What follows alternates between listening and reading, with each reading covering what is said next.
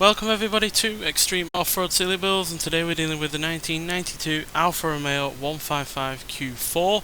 Now this has 1041 horsepower, 819 pounds-feet of torque from a 3.2 litre twin-turbocharged V6 engine. The car itself now weighs 2,343 pounds, has off-road tyres and off-road suspension to go along with its standard all-wheel drive system, and it can only 0 to 60 in 3.554 seconds, 0 to 100 in 6.268 seconds, and going to a top speed of 196 miles an hour.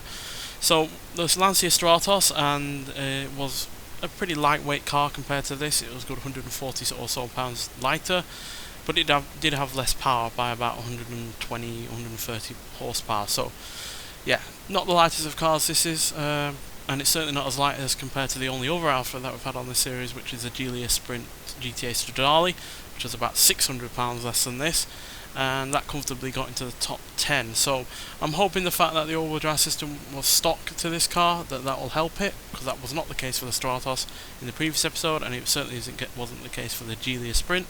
So yeah, and the stats overall on this are pretty good. The off-road capability, braking, launch, acceleration and speed are all excellent. It's just the handling that is the kind of weak element to this. But then even I think the handling on the Stratos and the 60s Alpha weren't particularly great either. So yeah, hopefully the this more modern car will prove to be the quicker of the three. Because yeah, I do really rather quite like this. I'm a big fan of sports saloon cars, and yeah, this is one of my favourites, particularly from the 90s. So yeah, let's see what it can do. Now this V6 engine is, well, it has been nicked from the Geely Quadrifoglio, which yeah, is a fantastic saloon car as well. And yeah, upgraded like this gives it plenty of power.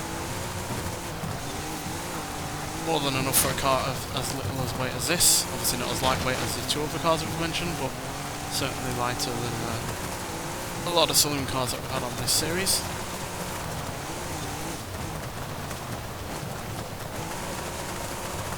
So far not a hint of understeer, which is showing that native all-wheel drive system is pretty good at dealing with the power, but also pretty good at, you know, dealing with the acceleration and speed, while also with it not being an add-on to the car means that yeah, it's used to all-wheel drive system to start with the chassis and the way the car is set up.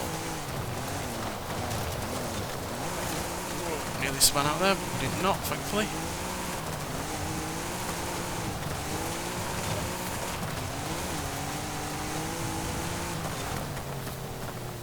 Big airtime there. That's to be expected when you're doing practically 150 over a jump.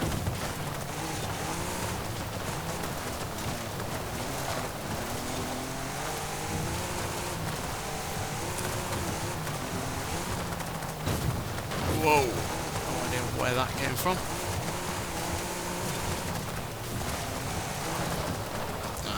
Slightly overcooked it into that corner there. We're going to have to slam on hard.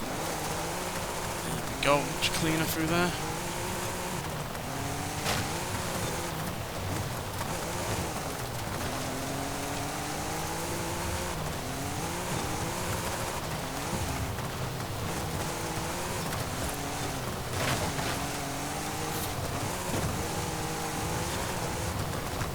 It is bouncing around a little bit, which is kind of concerning. It means we don't have complete control of the car at speed, particularly in terms of braking and steering, which, you know, is never a good thing to not have control over those two elements of your car.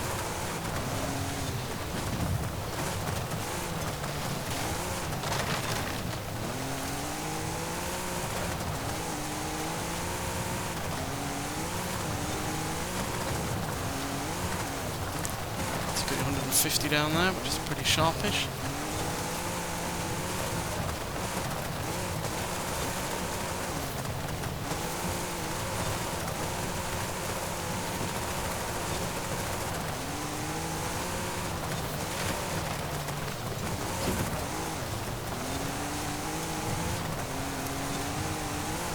Overall, it is keeping up a good rate of speed throughout most of this course.